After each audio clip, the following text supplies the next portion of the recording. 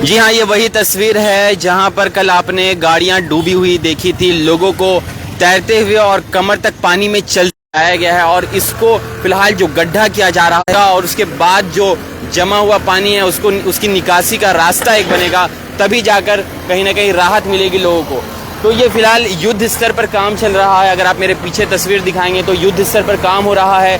3-4 JCB machine यहाँ पर spot पर मौजूद हैं और लगातार राहत बचाव कार्य कल भी आशियाना के अंदर हुआ था। कई सारे हजारों लोगों को बोट के सहारे बाहर निकाला गया था और सड़क को ठीक करने का काम कल से ही किया जा रहा है, लेकिन स्थिति इतनी भयावह यहाँ पर हो चुकी थी जिस वजह से इसको करने में विलम्ब हो गया था। थोड़ा आगे चलकर हम आपको दिखाते हैं कि क्या कुछ यहाँ पर काम हो रहा है और फिलहाल क्या संभावनाएं जताई जा रही है, कब तक ये पूरी तरीके से ठीक हो पाएगा, दुरुस्त हो पाएगा और आवाजाही शुरू होगी। नेशनल हाईवे है, इस वजह से हजारों गाड़ियां कतारों में खड़ी हुई है। रांची की तरफ हो, जमशेदपुर की तरफ हो, सड़कें बिल्कुल रुक चुकी हैं, थम चुकी है और ठहर चुकी हैं।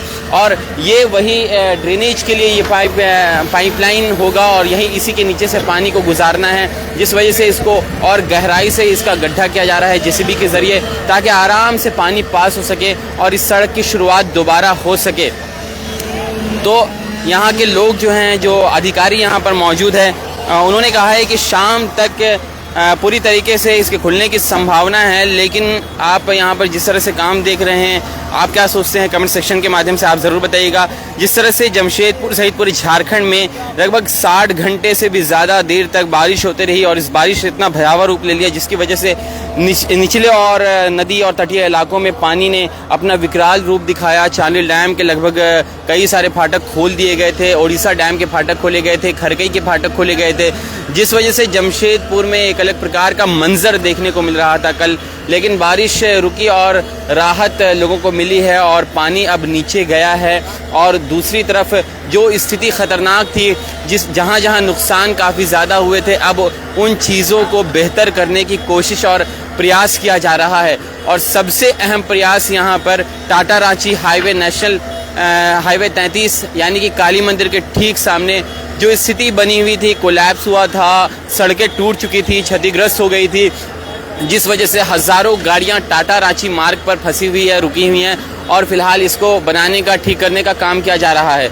बता दें कि जिस तरह से व्यवस्था है इसको लेकर भी कई सारे सवाल खड़े हो रहे हैं। शहर के अंदर हो या फिर शहर के बाहर हो, नगर निगम की कार्यशैली पर कई सारे सवाल उठे हैं और एक व्यक्ति की मौत की भी खबर इस बाढ़ में आई है जिसमें व्यक्ति ने पानी में डूबकर दम तोड़ दिया है। तो इन व्यवस्थाओं को लेकर भी सवाल होने चाहिए और इस पर नगर निगम को सोचना चाहिए कि आने वाला मौसम बरसात का है और अगर अभी वक्त रहते इस पर सही कदम नहीं उठाया गया, जहां पर जिस व्यक्ति की डूबने से जान गई है वहां पर कोई लाइट की व्यवस्था नहीं थी, जल जमाव इतना ज़्यादा था कि किसी भी इंसान के कमर तक और गले तक पानी जा सकता है।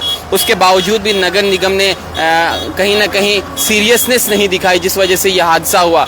अभी बरसात का मौसम बाकी है, आने वाला महीना बरसात का है और अगर वक्त रहते, ये तो मानसून की बारिश थी और इस 2 दिनों की मानसून की बारिश में इतना ज़्यादा खतरनाक हाल जमशेदपुर का हो गया, तो बरसात के दिनों में आप सोच नहीं सकते हैं कि क्या स्थिति होगी, क्या होगा, कल्पना नहीं कर सकते हैं। फिलहाल ये तस्वीर टाटा रांची हाईवे की तस्वीर और इस पर युद्ध स्तर पर काम जारी है और कोशिश यही की जा रही है कि जल्द से जल्द यहाँ पर काम मुकम्मल हो सके और इस सड़क की शुरुआत हो सके। जो गाड़ियाँ फंसी हुई हैं, कतारों में लगी हुई हैं, लंबा जाम लगा हुआ है, उसको हटाया जा सके वक्त रहते, क्योंकि ट्रांसपोर्ट्स और जो भी सिस्टम है ट्रांसपोर्टिंग, जो भी गाड़ियां हैं ट्रांसपोर्ट की, वो सारी गाड़ियां फंसी हुई है, कंपनी से माल लेकर जाने वाली गाड़ियां हैं, तो इससे बहुत सारे नुकसान होते हैं। और इसी वजह से लगातार यहाँ पर कल आपने एसडीओ को भी देखा, यहाँ के सरायकेला खरसावां ज़िले के, और सभी लोग यहाँ पर डटे हुए थे और कोशिश यही की जा रही थी कि ये एक बड़ा काम है और बहुत बड़ी दिक्कत है, समस्या है, तो इसको